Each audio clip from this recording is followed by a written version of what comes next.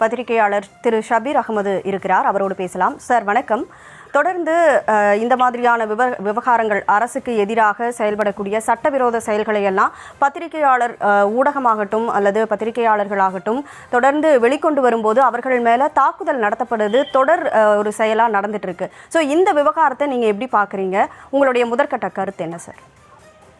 இது வன்மையாக கண்டிக்க வேண்டிய ஒரு சம்பவம்.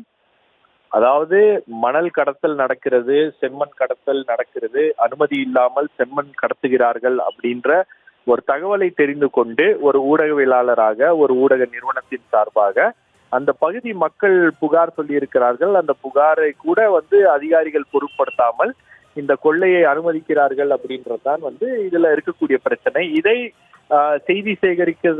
செய்தி சேகரிப்பதற்காக சென்றிருக்கக்கூடிய சிலம்பரசன் என்ற செய்தியாளரை தாக்கி இருப்பது, அதுவும் நேரலையிலேயே தாக்கி இருப்பது என்பது வன்மையாக கண்டிக்கத்தக்கது.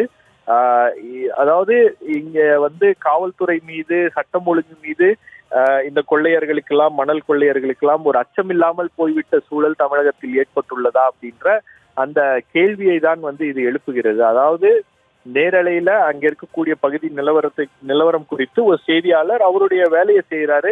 he is merely discharging his duties அப்படின்னும் போது அவரை போய் அடிச்சிருக்காங்க. அது மட்டும் இல்லாம அந்த கேமரா உடைக்க முயற்சி செய்திருக்கிறார்கள். லைவ் பேக்கை குடுங்கி அந்த லைவ் வயர் எல்லாம் அறுத்து எரிஞ்சிருக்கிறார்கள் அப்படின்னும் போது இந்த கொள்ளையர்களுக்கு, இந்த மணல் மாஃபியாவுக்கு இந்த தைரியம் எங்கிருந்து வந்துச்சு? யார் கொடுத்த தைரியம்? அதே போல இந்த விஷயத்தை செய்தி சேகரிக்க அங்க ஒரு குழு சென்று இருக்கிறது, அவர்கள் இந்த செய்தியை சேகரித்து வெளியிடுவார்கள் அப்படின்ற அந்த தகவல்கள் எல்லாம் அந்த மணல் மாஃபியா கும்பலுக்கு யார் கொடுத்தது அப்படின்ற அந்த பல்வேறு கேள்விகள் அப்படின்றது எழுகிறது. காரணம் என்னன்னா, இது ஒரு சம்பவம் கிடையாது, இது போன்ற பல்வேறு சம்பவங்கள் நிகழ்ந்து இருக்கிறது.